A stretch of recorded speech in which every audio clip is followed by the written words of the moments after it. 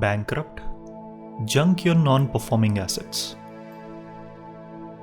These days, a number of banks are in the news for all the wrong reasons. The wrong reasons are their non-performing assets, or the NPAs, the unrecoverable loans they made to individuals or companies. Banks burdened with NPAs are said to be stressed. Like banks, people too have their NPAs which impose a crippling load on them. What are these NPAs that most, if not all of us carry? Perhaps the most common human NPA and the one which causes the greatest amount of stress is hate. Hate is the most dangerous and deadly of all our NPAs, and the one which causes the maximum damage not only to our emotional and psychic well-being, but to the health, that is physical and emotional, of all those with whom we interact, directly or indirectly. Hate is the most negative and most oppressive of our NPAs. And the quantum of hate seems to be growing all over the world, often fueled by sectarian strife sparked by differences in religious or ideological beliefs. The other most common NPA, of which hate is a derivative, is fear. All hate of any form can be traced to fear.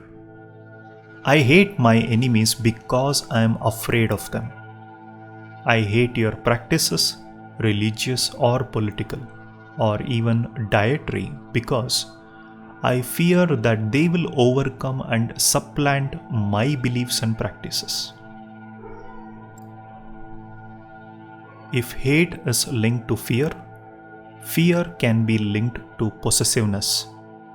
I fear and hate my neighbors across my national border because they might take away from me that which my national ego, which is often given the name of patriotism, covets and wants to possess at all costs, even at the ultimate cost of war and mutual destruction. And while the national ego of my possessive patriotism makes me fear and hate my enemies, their possessive national egos of patriotism makes them fear and hate me, in a vicious cycle of harmful karmic consequence.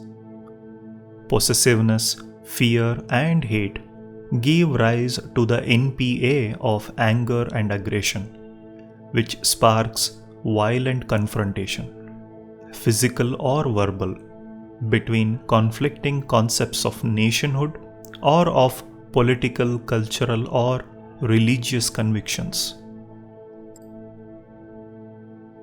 How does one get rid of these baneful human NPAs, which end up hurting us more than any external adversary can? It's easier said than done.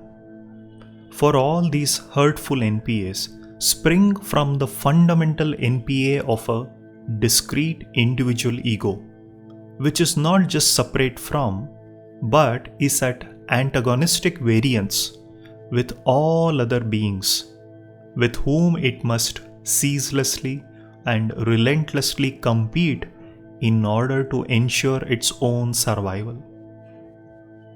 I can only be I by ensuring that I am not you, and vice versa.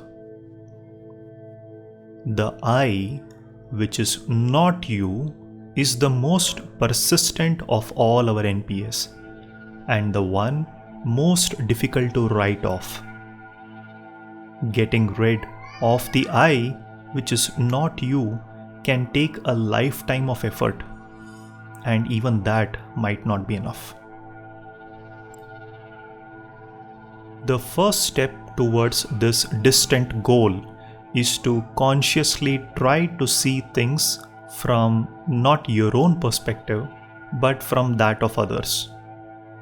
It's a trick of mental eyesight, which is sometimes called empathy or compassion. And it's the first move we can make to avoid the danger of spiritual bankruptcy.